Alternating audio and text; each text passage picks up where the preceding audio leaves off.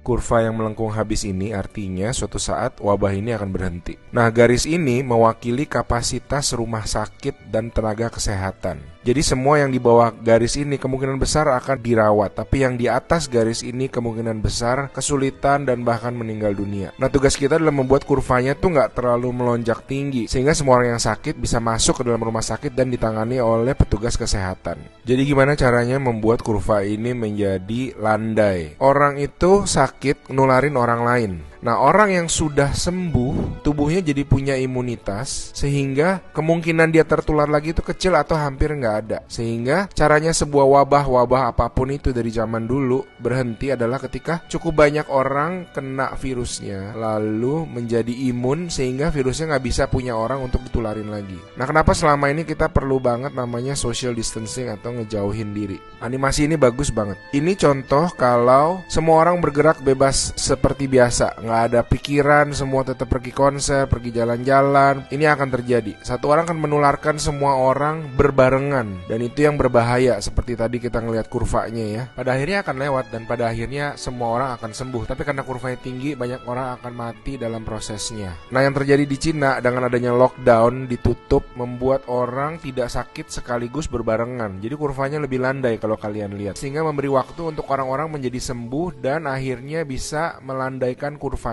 Nah, sekarang kita lihat kalau kita lakukan namanya social distancing, yaitu kalau nggak harus banget, nggak usah pergi keluar. Kalau nggak penting-penting banget, nggak usah ketemu temen, nggak usah ada social function, semuanya ditunda dulu. Kita lihat apa yang terjadi.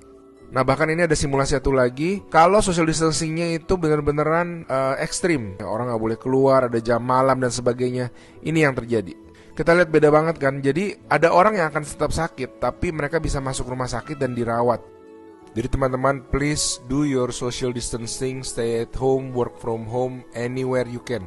Ada orang-orang yang nggak bisa, saya mengerti, tapi sebisa mungkin lakukanlah semuanya itu. A good way of doing it is to imagine that you do have the virus, and change your behavior so that you're not transmitting it.